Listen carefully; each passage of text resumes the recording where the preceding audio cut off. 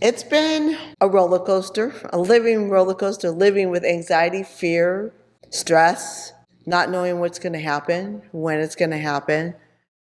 The emotions come and go, and um, being good to yourself is really hard to do because there's a lot of hard stuff there in this disease.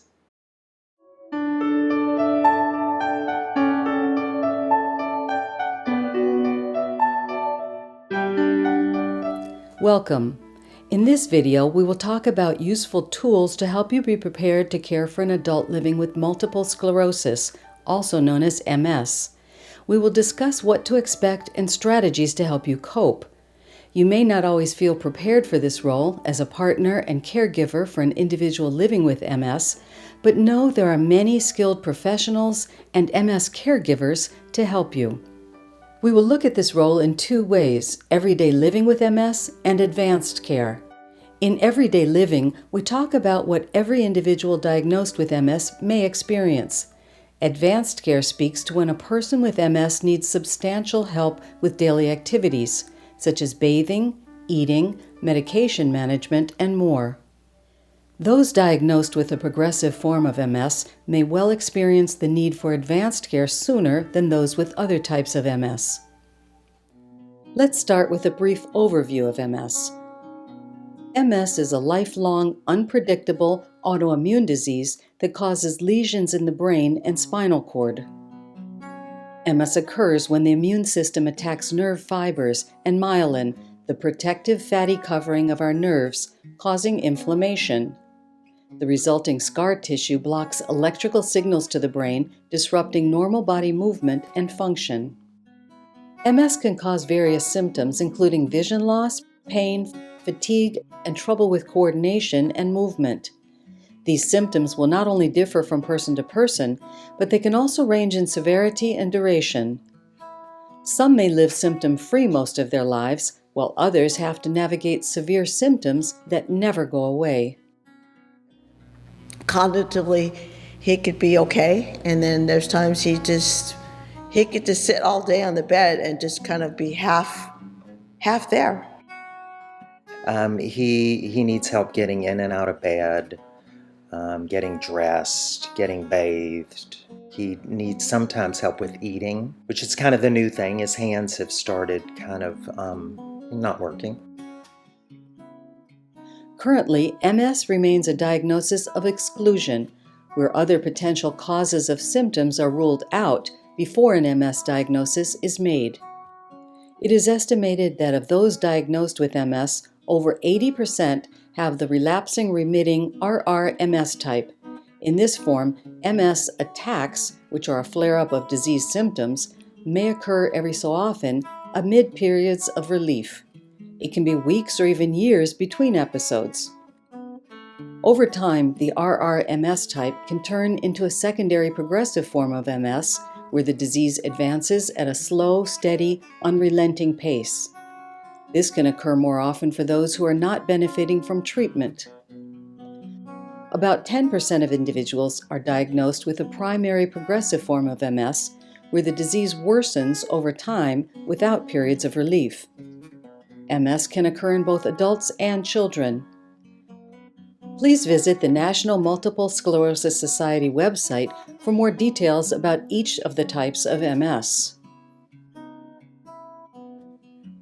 While there is no cure for MS yet, it's not considered a fatal disease, and people diagnosed with MS may have the same life expectancy as the general public. Longevity can depend on the type of MS diagnosed and the type of treatment that is being received. Research is underway to find innovative approaches to treat MS. Findings suggest medications can have the most impact if taken as soon as the disease is diagnosed. Here are 6 key takeaways for caregivers of individuals living with MS. Get support early. This is a role that requires flexibility, patience, and being attuned to disease symptoms that can be easily misdiagnosed. Connect with knowledgeable health and medical providers to learn about treatment options, lifestyle interventions, and current research. Learn about the type of MS diagnosed. Make sure that your medical, legal, and estate plan preferences are up to date. Find and use local resources and services. And please, make time to take care of yourself.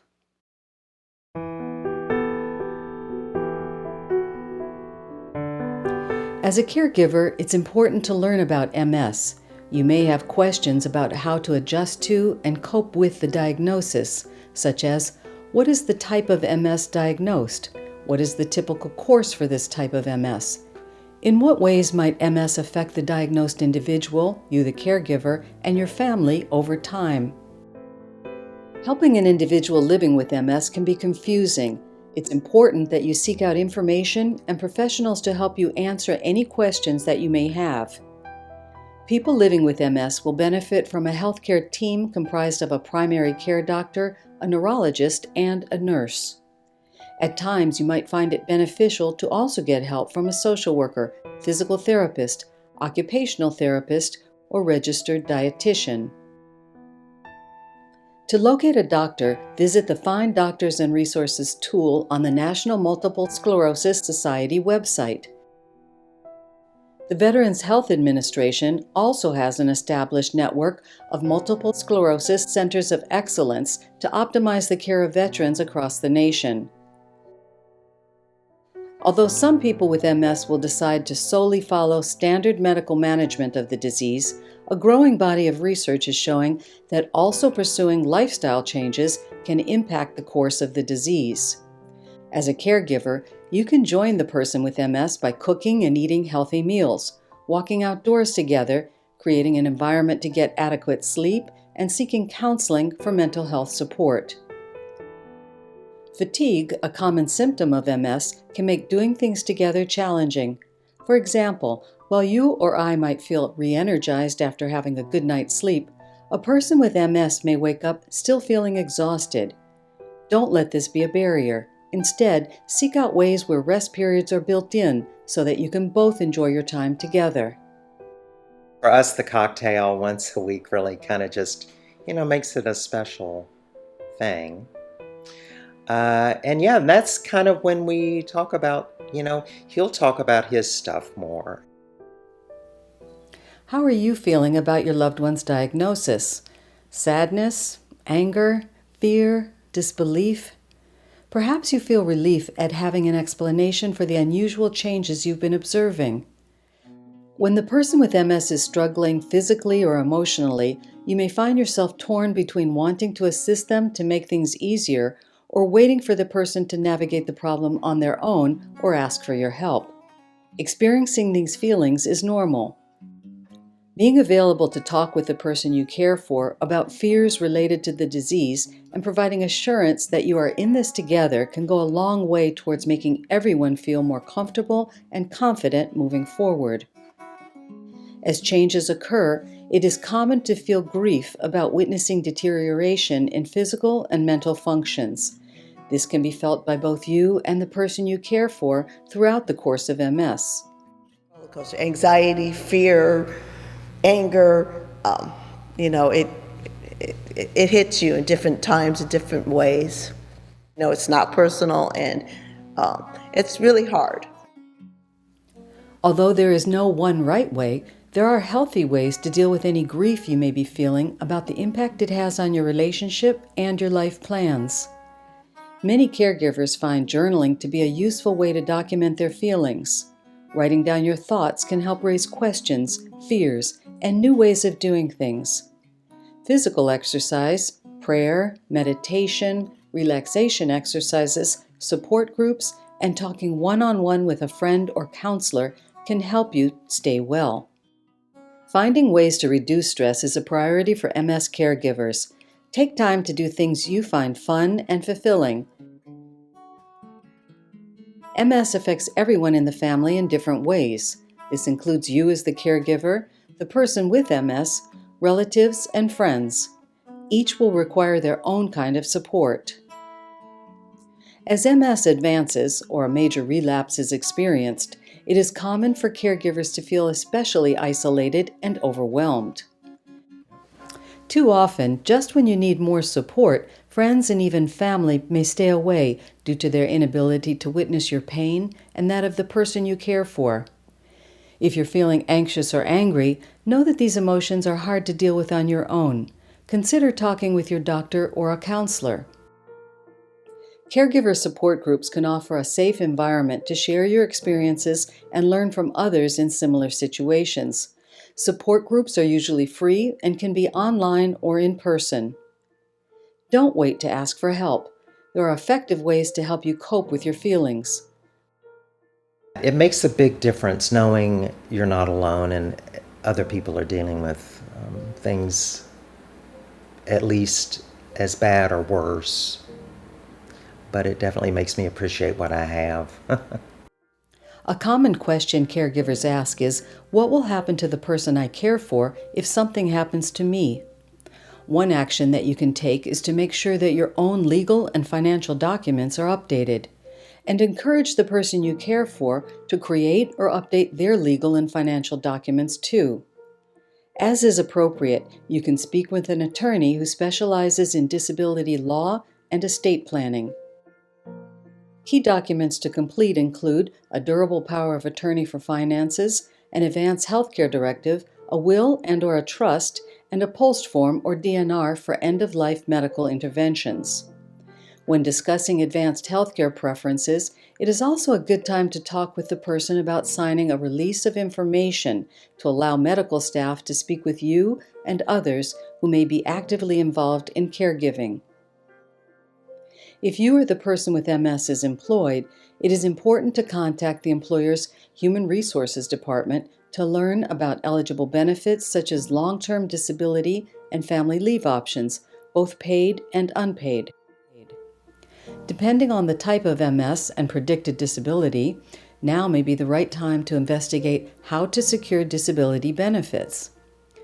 Securing financial help from the government can be a challenging and confusing process.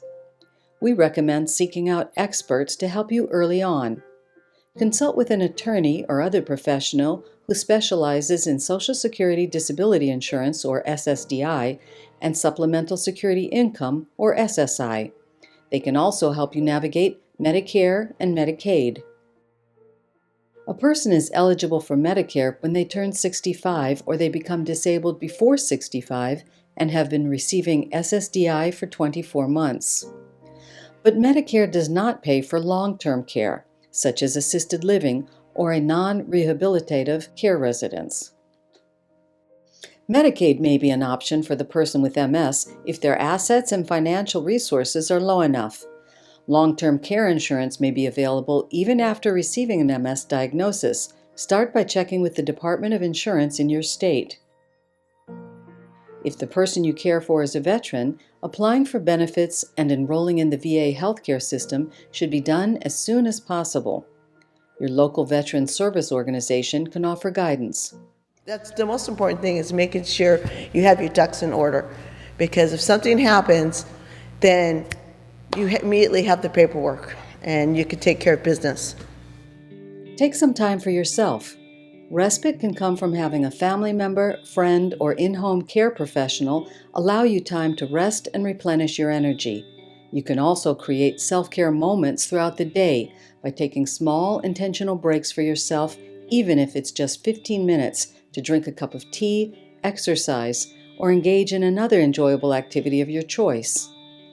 Call a friend to meet you for coffee or join you for a nature hike.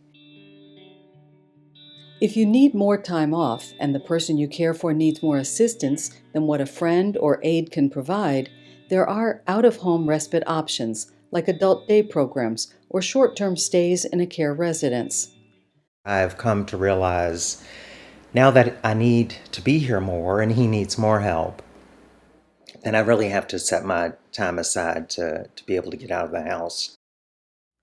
Too often, caregivers don't feel they need a break until they experience a crisis or problem with their own health.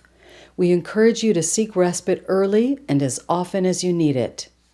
Some signs you need a break include a persistent ache or rash that doesn't go away, your blood pressure is rising, a health condition you have worsens, you have trouble sleeping, you're feeling anxious, irritable, and less patient, or you're turning to alcohol or drugs in an effort to relieve your stress. Remember, if the individual with MS needs an increasing amount of care, it's easy to put off your own healthcare needs. Be sure to take care of your physical and emotional well-being. Keep your doctor or therapist appointments, visit with friends, and do activities you enjoy. Self-care benefits both you and the person you care for. It may cause you anxiety to take time for yourself because you worry something bad will happen or you feel guilty doing it. However, it's essential to confront these concerns and make time to step outside of the caregiver role. Because MS can cause motor changes, it's important to identify potential hazards that may exist in the home. A person diagnosed with a progressive form of MS may lose a significant degree of balance and mobility and will need help with basic personal care, such as bathing, using the bathroom, and dressing. With relapsing remitting MS, a person may need help during a major relapse or attack, but then recover to near or full normalcy. A physical therapist can do an assessment and suggest modifications, such as installing bathroom grab bars for getting in and out of the shower. An occupational therapist can help identify ways to manage daily activities, such as cooking and eating. They also have an extensive knowledge about assistive devices. For safety outside of the home, consider recommending that the individual with MS carry identification, a card or ID bracelet identifying that they have MS and who to contact in an emergency.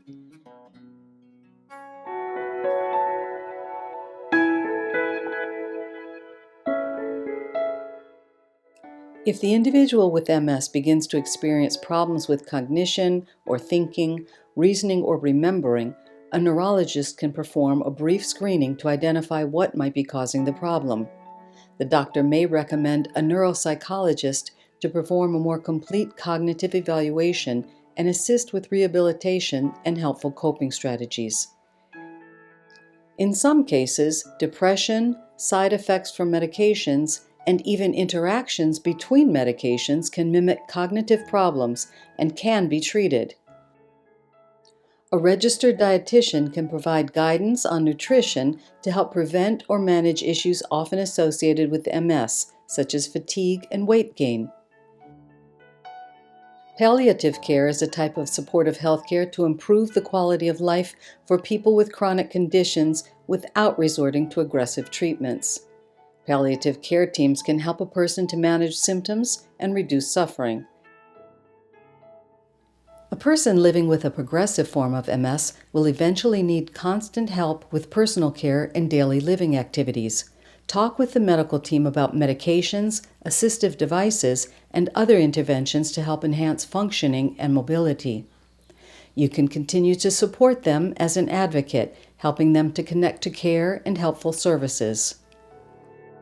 A time may come when the person with MS requires a higher level of care than can be provided at home. Moving the person to a full-time skilled care facility can be a tough decision, but a necessary one. You may feel like you failed or that you're breaking a promise, even when you know placement will provide more safety and needed care than what you can provide. It's helpful to get a list of local residences that you can visit. You can check Medicare.gov for ratings of skilled nursing facilities. Even when the person moves to a care residence, this doesn't mean that your role as a caregiver ends. Your ongoing presence and advocacy will help ensure that proper care is provided. Hospice services are designed to support individuals towards the end of life. Care can be provided wherever the person resides, at home or in a care residence. Hospice includes visiting nurses, pain management, and personal care. Hospice may also provide spiritual grief and bereavement support, as well as respite for family caregivers. Hospice is a Medicare benefit, and individuals are eligible when a doctor has determined a patient has 6 months or less to live. You can ask the doctor for a referral to begin services, or hospice can assist you in getting a referral from the doctor if the individual is eligible. We want to thank you for viewing this video, and once again, we'll remind you of the key takeaways. Get support early. This is a caregiving role that requires flexibility, patience, and being attuned to disease symptoms that can easily be misdiagnosed. Connect with knowledgeable health and medical providers. Learn about new treatment options, lifestyle interventions, and research. Learn about the type of MS diagnosed. Make sure that your medical, legal, and estate plan preferences are up to date. Find local resources and services to help. And please make time to take care of yourself. Find out more about all of the topics addressed on the Multiple Sclerosis Caregiving Resource Guide and by contacting your local MS support organization and medical team. You just have to be patient. You have to be loving. You have to try to be understanding. Also go seek help and don't think you don't need it, because you will need it. Again, you want to do everything, but at the same time, you need to try to find that happy balance. And it works with the cocktail, or just that time together